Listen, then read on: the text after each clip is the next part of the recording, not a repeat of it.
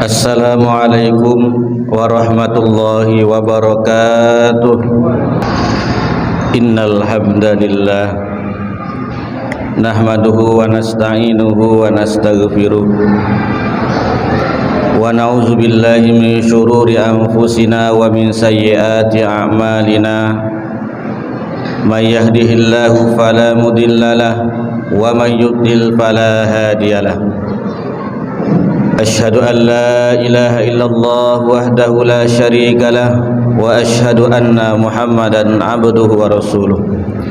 Allahumma salli wa sallim ala sayyidina wa habibina wa syafi'ina Muhammadin sallallahu alaihi wasallam wa ala alihi wa ashabihi wa man tabi'ahum bi ihsanin ila yaumil qiyamah. Amma ba'd. Ayuhal hadirun, usikum wa nafsi bittaqwallahi wa ta'atihi la'allakum turhamun. Qala Allah Ta'ala fil Qur'anil Karim, ya ayyuhalladzina amanu taqullaha haqqa tuqatih wa la tamutunna illa wa antum muslimun. Shadaqallahul azim. Ma'asyiral muslimin, jamaah Jum'ah rahimakumullah. Alhamdulillah, untayan puji dan syukur kita kehadirat Allah yang senantiasa melimpahkan rahmat, nikmat, karunia kepada kita semua, yang senantiasa memberikan kasih sayangnya kepada kita berupa nikmat rezeki, nikmat kesehatan jasmani dan rohani, bahkan nikmat kehidupan di dunia ini. Tak lain dan tak bukan, sebagai hamba kita harus senantiasa bersyukur akan nikmat-nikmat tersebut, sehingga dengan senantiasa bersyukur kita akan layak disebut sebagai abdan syakura, yakni hamba yang selalu bersyukur kepada Allah. Salawat dan salam senantiasa kita persembahkan kepada baginda Rasulullah Muhammad sallallahu alaihi wasallam. Dengan senantiasa bersolawat, harapan kita selaku umatnya yang hidup di akhir zaman, yang tidak bertatap muka, tidak pernah bertemu pada zaman Rasulullah sallallahu alaihi wasallam, kita akan dipertemukan Allah di surganya kelak. Amin ya rabbal alamin. Ma'asyiral muslimin, jamaah Jumat rahimakumullah. Pada kesempatan ini mari sama-sama kita mengoreksi takwa kita kepada Allah. Mari sama-sama kita melihat diri kita sejauh mana sampai dengan saat ini, sampai dengan waktu yang Allah berikan saat ini, kita sudah menerapkan prinsip-prinsip dan nilai-nilai ketakwaan kepada Allah di dalam sendi-sendi kehidupan kita. Sejauh mana kita sudah mentaati perintah Allah dengan mengerjakan perintah-perintah tersebut, dan sejauh mana kita sudah menjauhi larangan-larangannya, meninggalkan yang Allah larang atau yang Allah haramkan. Maka dengan melihat diri sendiri, melakukan muhasabah, introspeksi diri, kita akan tahu posisi kita. Apakah kita sudah siap untuk mempertanggungjawabkan semua amal perbuatan kita di hadapan Allah? Apakah kita sudah siap untuk membawa bekal amal kita menuju alam akhirat? Maka bila kita masih tidak berani mempertanggungjawabkan amal kita karena kita melihat diri kita masih banyak dosa, maka Allah masih membentangkan pintu taubat kepada hambanya. Selagi belum ajal di kerongkongan, maka selagi itu kesempatan kita untuk bertaubat ke hadapan Allah, bersimpuh di hadapan yang maha kuasa, memohon ampun atas segala dosa, atas segala maksiat, perbuatan-perbuatan keji yang telah kita lakukan, agar kita diberikan taubatan nasuha, yakni taubat yang sebenar-benarnya. Ma'asyiral muslimin, jamaah Jumat rahimakumullah.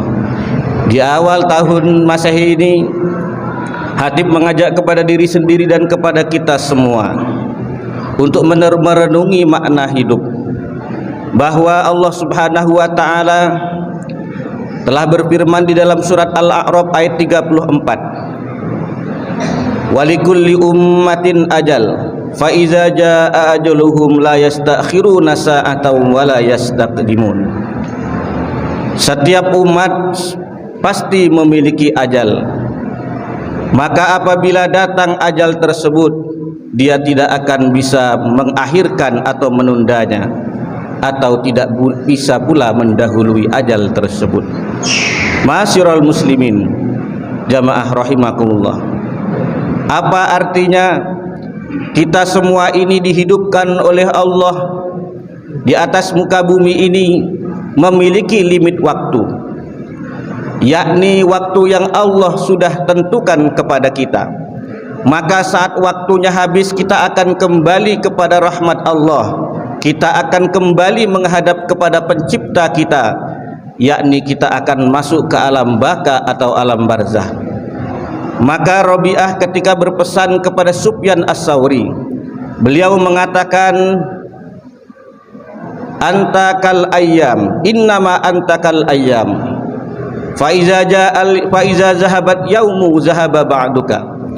Sesungguhnya engkau hanyalah kumpulan daripada hari-hari, maka apabila telah terlewati satu hari di dalam hidupmu, hakikatnya dirimu telah hilang sebagian daripada hidupmu.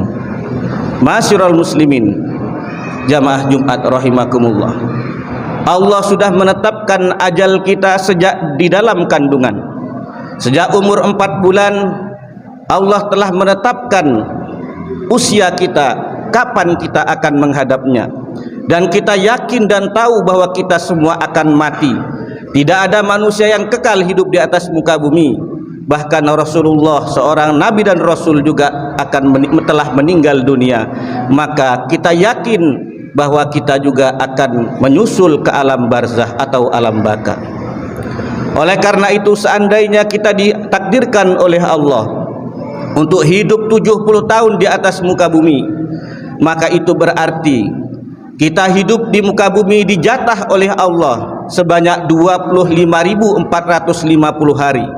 Dari mulai kita keluar dari rahim ibu sampai malaikat Israel memutuskan nyawa kita, sebanyak 25.450 hari lebih kurang.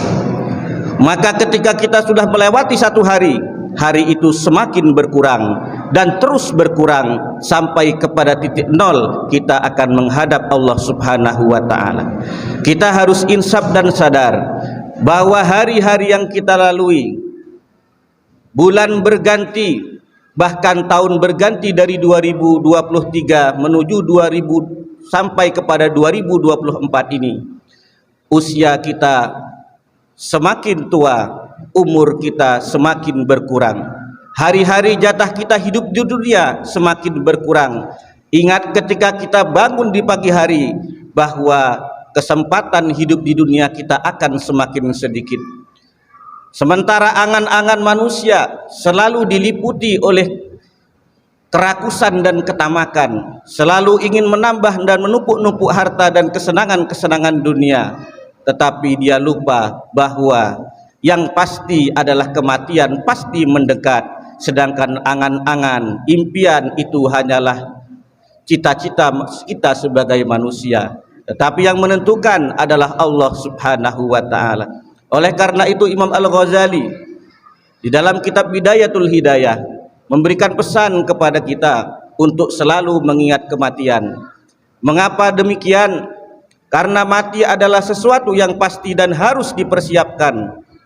Kita khawatir apabila kita tidak mempersiapkan itu, kita pasti akan kecewa, kita pasti akan rugi, kita pasti akan menyesal di alam baka. Berapa banyak Allah Subhanahu wa ta'ala memberikan contoh-contoh di dalam Al-Quran, orang-orang yang sudah mati menyesal dan ingin kembali hidup di dunia. Mengapa ini bisa terjadi? Karena saat hidup di dunia, dia sibuk dengan urusan dunia, sibuk dengan mencari harta, tetapi dia lupa mempersiapkan bekal untuk kehidupan yang kekal dan abadi, yakni negeri akhirat. Dunia hanya dibatasi dengan usia dan umur, sementara akhirat adalah kehidupan yang selama-lamanya. Maka orang yang mengorbankan akhiratnya, meninggalkan kewajiban sholat dan puasa, melanggar larangan-larangan Allah, mengerjakan sesuatu yang haram, itu artinya dia menggadaikan akhiratnya hanya untuk kepentingan dunia yang sementara. Tapi yakinlah orang yang bersungguh-sungguh mengejar akhirat, meskipun di dunia dia tidak sejahtera, meskipun diliputi dengan kekurangan rezeki, di dalam strata sosial ekonomi dia berada pada kelas bawah, tapi di kehidupan kelak, di akhirat yang kekal, dia akan bahagia, dia akan bergembira karena saat di dunia dia bersungguh-sungguh dalam menjalankan perintah Allah dan meninggalkan larangan-larangannya. Mungkin ini cukup menjadi pelajaran bagi kita untuk tidak menyia-nyiakan umur kita. Yang pasti semakin hari kita semakin tua. Mungkin kita tidak ingat bahwa kita saat ini sudah bertambah usia daripada waktu-waktu sebelumnya. Uban rambut sudah mulai memutih dan beruban, kulit sudah mulai kendor dan keriput. Maka ini tanda-tandanya kita mulai tua. Ingat bahwa kematian adalah sesuatu yang pasti, dan kita akan dimintai pertanggungjawaban amal kita di hadapan Allah Subhanahu wa taala. Setiap hembusan nafas, setiap detak jantung kita, semua aktivitas-aktivitas kita di atas muka bumi ini, mulai dari kita balik sampai kita menghadap Allah Subhanahu wa taala, akan dihisab di akhirat kelak. Pesan Sayyidina Umar bin Khattab, hasibu anfusakum qabla an tuhasabu. Maka hisablah dirimu sebelum Allah menghisapnya di akhirat nanti, sebelum kita semua dihisap amal perbuatan kita di akhirat nanti. Barang siapa yang melakukan hisab ketika di dunia, insya Allah hisabnya di akhirat akan ringan. Tetapi bila siapa tidak melakukan hisab ketika dia di dunia, dia tidak pernah melihat amal perbuatannya, dia tidak pernah mengoreksi dirinya, maka hisabnya di akhirat akan sulit dan akan lama, dan itu akan menjadi penderitaan baginya. Mudah-mudahan kita semua diberikan oleh Allah Subhanahu wa taala untuk selalu mengingat kematian, menjadikan ingat mati sebagai zikir kita, sehingga kita bisa membatasi diri, bisa memilah dan memilih mana yang prioritas, mana yang penting untuk menjadi bekal di akhirat, mana yang hanya untuk menjadi bekal di dunia yang sementara. A'udzubillahi minasyaitonirrajim. Bismillahirrahmanirrahim. Wal 'asri innal insana lafi husrin illal ladzina amanu wa 'amilus solihati wa tawassaw bil haqqi wa tawassaw bis sabr. Barakallahu li wa lakum fil Qur'anil Karim wa nafa'ani wa iyyakum bima fihi minal ayati waz zikril hakim wa taqabbala minni wa minkum tilawatahu innahu huwal ghafurur rahim.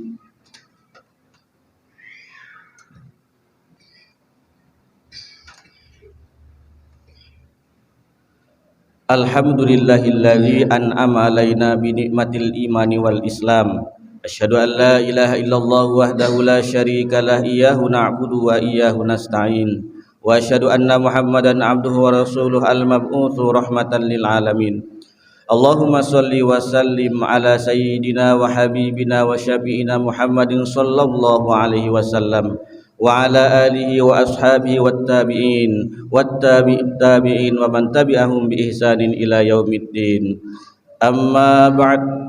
Ayuhal hadirun, ittaqullaha haqqa tuqatih wa la tamutunna illa wa antum muslimun.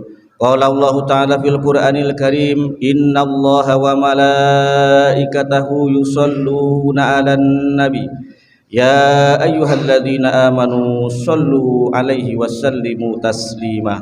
Allahumma salli ala sayyidina Muhammadin wa ala ali sayyidina Muhammad kama sallaita ala sayyidina Ibrahim wa ala ali sayyidina Ibrahim wa barik ala sayyidina Muhammadin wa ala ali sayyidina Muhammad kama barakta ala sayyidina Ibrahim wa ala ali sayyidina Ibrahim fil alamin innaka Hamidum Majid.